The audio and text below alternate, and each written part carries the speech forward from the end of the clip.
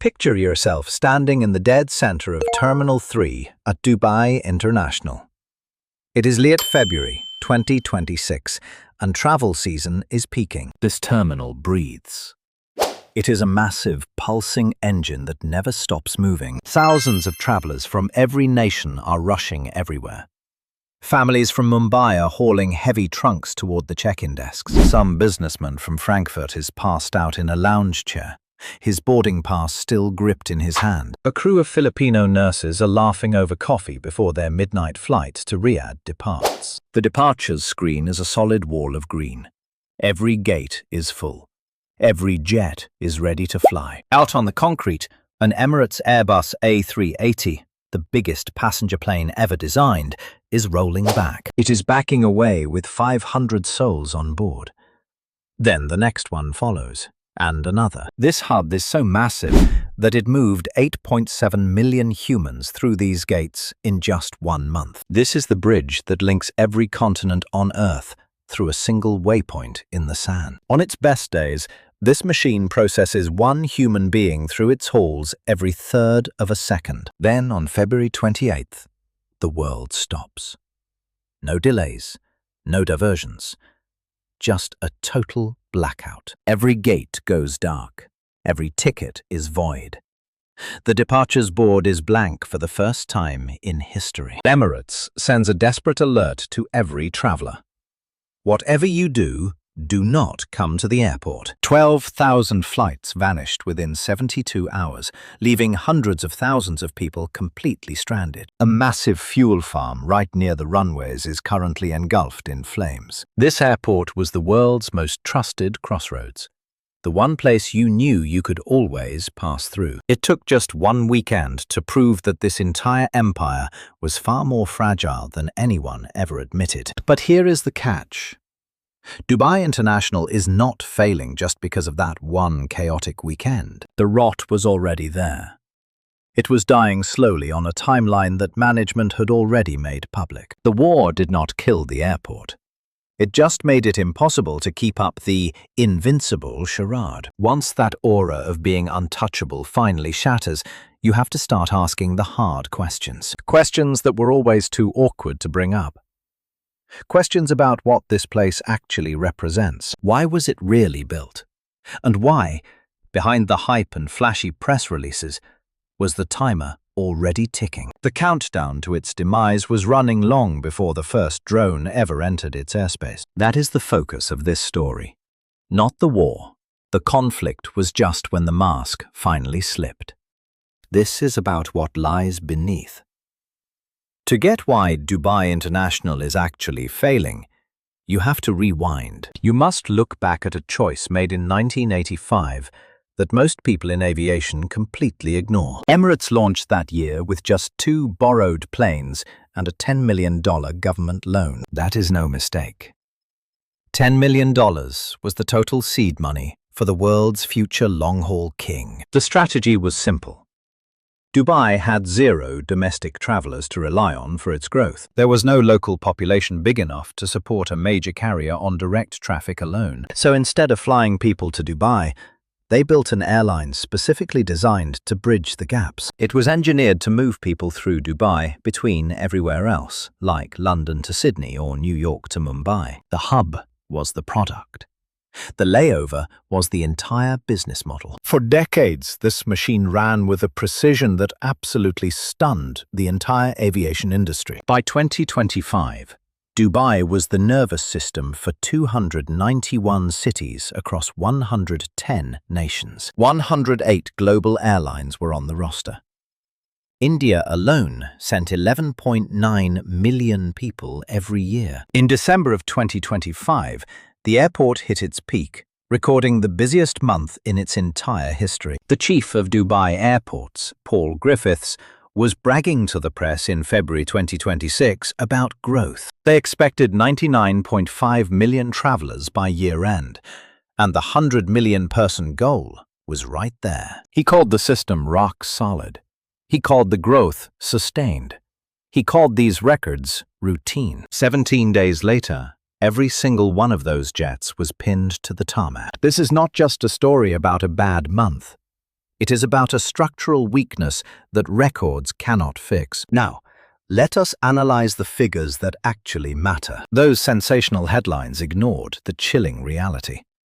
Dubai International just pushed 95.2 million souls through its gates. Official 2025 records from Dubai airports paint a staggering, almost unbelievable picture of scale. Yet, a haunting statistic lurked in the shadows, completely ignored by the mainstream press. The facility was already screaming at its absolute mechanical and spatial breaking point. This crisis was foretold in internal blueprints and grim warnings from Paul Griffiths himself. With a hard limit of 115 million, they were sprinting toward a wall set for 2031. Pushing 95 million, the airport's infrastructure was already choked and suffocating for room. Ensnared by urban sprawl and massive arterial roads, there was literally nowhere left to expand. The city had essentially forged a concrete prison around its own crown jewel of aviation. The truth exploded in April 2026 when OAG Analytics dropped a bombshell report. As Dubai vanished from the charts amid the chaos,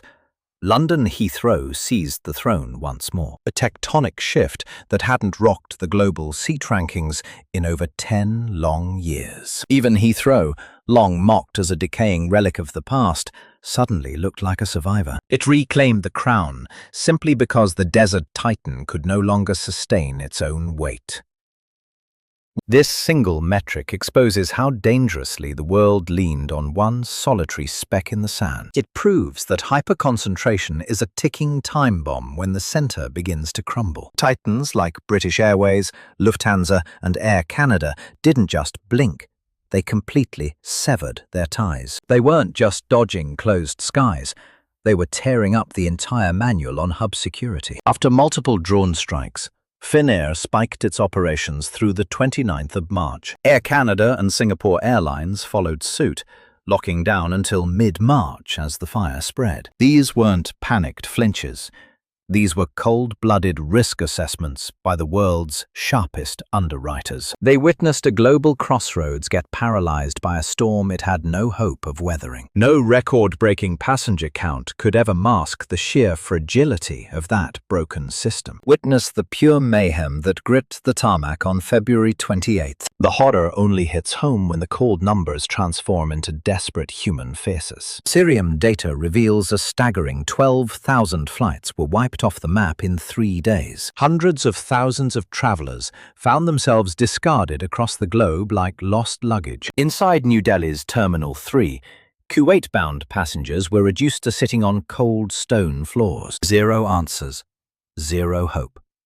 Just viral footage of travelers haunting terminal floors from Doha to Dubai. The atmosphere mirrored the darkest, most isolated chapters of the global pandemic. Only this time, there was no biological plague to justify the total collapse of movement. Chaos peaked when an Iranian drone ignited a fireball at a fuel depot right next to the gates. 4 victims were struck down as authorities slammed the brakes on every single operation for safety. Emirates issued a brutal, direct order.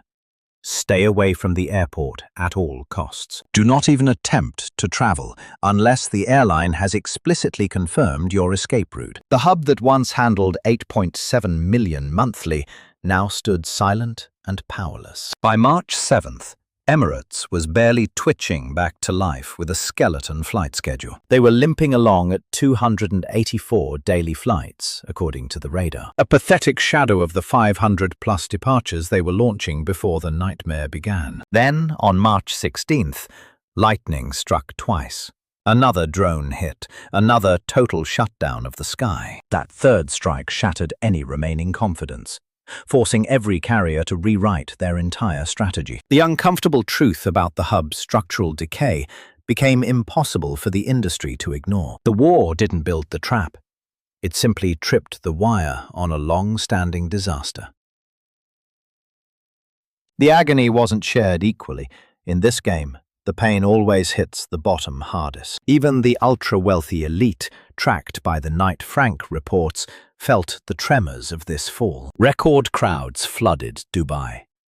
The chaos hit hard. High-end flyers barely felt the heat at all. Private terminals just shoved traffic to nearby cities. The wealthy have their assets locked down tight. Titans survive, but the corporate class is bleeding. Technical experts keep this entire machine breathing. The city's core is now sweating bullets. Employers are quietly drafting their exit strategies. Partners wonder if Dubai's crown is slipping. Recruiters at Cooper Fitch are sounding alarms. Pay stalled through 2024 and 2025. Travel delays were more than a headache. It's a loud signal to pack up. Now look at the city's invisible backbone. Thousands of workers live for airport volume. Supply chains depend on every single arrival. One driver's cash flow died overnight. A catering worker's family missed their survival money. These people are ghosts in official stats. They are the pulse under the steel. No flights means zero survival for them. A quiet Dubai is a city dead. The silence hits different for every dream. Here is the part that actually matters. This hub's glory was never meant to last. The successor was already under heavy construction. Leaders bet $35 billion on expansion. Al Maktoum targets 260 million travelers. 5 runways will serve 400 gates. It dwarfs the current hub 5 times over. Operations move fully by 2032. Emirates will pack up their entire empire. Every airline follows as this hub dies. The world's greatest gateway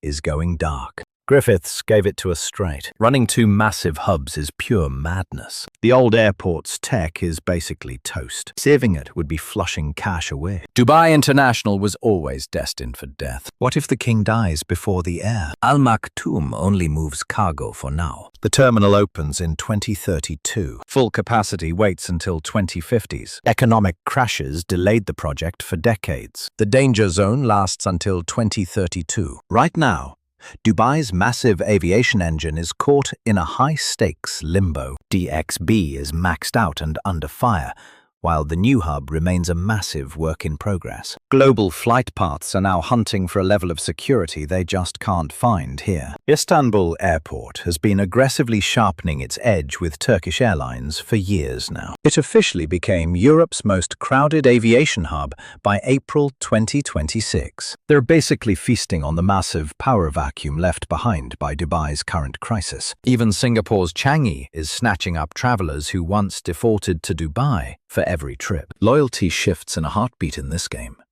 Everything depends on staying reliable. You can't fix a shattered reputation with a PR stunt, even if the airport survives. Right now, they're limping along with Emirates, fighting to regain their former global dominance. To be fair, this desert metropolis has survived absolute catastrophe in the past. The 2008 crash nearly killed them, yet their airport still soared. When the 2020 plague hit, Dubai was breaking records again by 2022. Their grit is legendary and well documented. Do not even think about counting them out. Flight paths might recover, but 2 psychological scars won't heal nearly as quickly. The first major hurdle is the terrifying perception of regional instability. An airline board won't forget a crisis the second the smoke clears and airspace reopens. Insurers who've hiked up their premiums won't lower them just because things look quiet. Think about every travel manager who watched their staff get stranded across the globe. Since February 28th,